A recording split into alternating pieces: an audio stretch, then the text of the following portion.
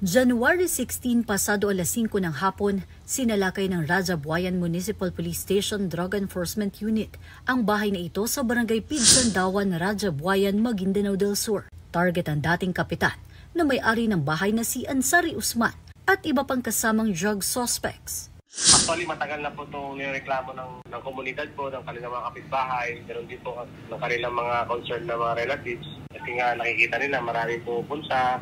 At the same time, yung maraming nawawalang mga baka, nagkanta po tayo ng casing and surveillance sa nasabing lugar. Nagkaroon po ng confirmation sa pamagitan po ng test buy.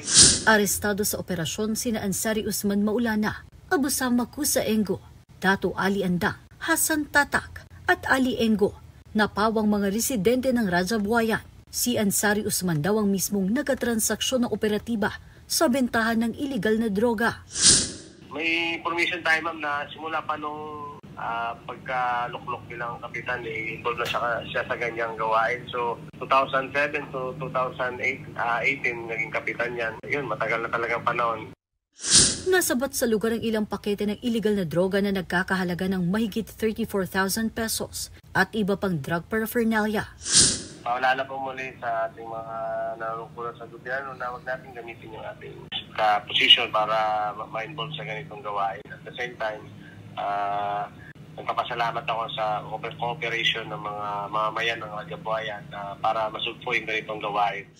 Sa ngayon, patuloy ang pag-iimbestiga ng otoridad para unti-unting tuluyang mapuksa ang mga pugad at tulak ng iligal na droga sa lugar. Mobile Journal, Kayla Makantan, hatid ang mukha ng balita. He's lying. He's a president. He knows that you cannot pass a GAA without with a blank. He's lying. He's lying because he knows perfectly well that that doesn't ever happen. Iyan ang buwelta ni Pangulong Bongbong Marcos sa mga alegasyong may discrepancy sa inoprobahang 2025 General Appropriations Act. Kasunod yan ang pahayag ni Davao City 3rd District Representative Isidro Ungab na may blankong item sa Bicameral Conference Committee Report ng National Budget. Kagad pang sumigunda si dating Pangulong Rodrigo Duterte at sinabing invalid ang budget kung may lumusot na mga blankong items.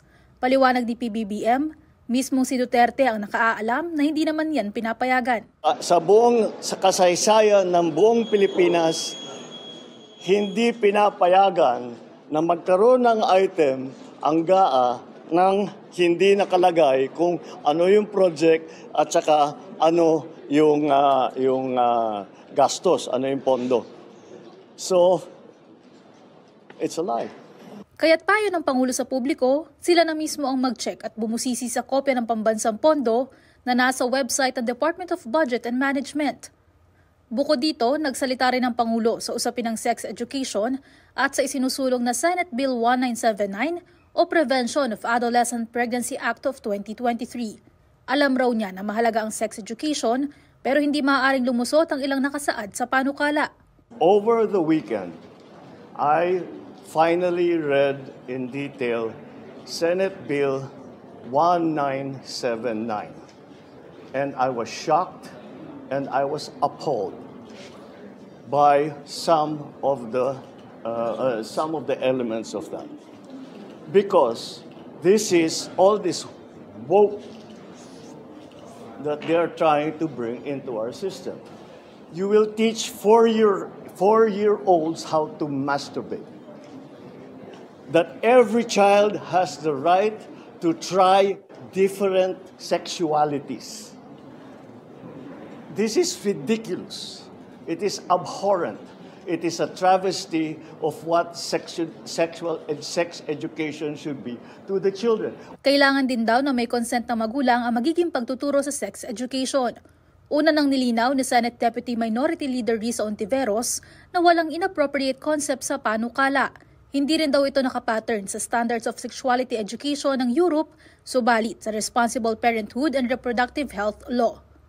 Mobile Journal Julie Baiza, hatid ang mukha ng balita. Tawag dito ng mga tagkawayan, skates. Merong titulak, merong demakina.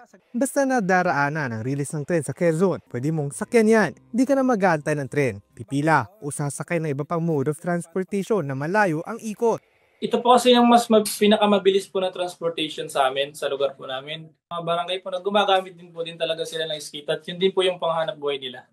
Hindi lang tao ang kaya nito isakay. Carry din yung may mga dalang mabibigat na gamit. Si Ralph, sa isang araw ng pamamasada, mula 350 hanggang 1,000 ang kinikita. Bibigyan po ng pangunahing trabaho po yung mga taga sa amin. Yung skate po kasi, naabot niya po yung mga bayan, yung mga barangay po. Yun nga lang, kung minsan, hindi rin sila ligtas sa panganib. Pag may diferensya yung railes, ganun, nadidiskarel po sila. Yung gulong, sumasala po. At yung iba naman po, sir, ay natutuklaw po ng ahas. Ginhawa ang dala ng skate sa mga taga-Tagkawayan, pero wala pa itong basbas ng kinauukulan. Kaya isa rin sa kanilang suliranin ay hanggang kailan magtutuloy-tuloy ang kanilang pamamasada. Mobile Journal, Ivan Taringki po, hatid ang muka ng balita.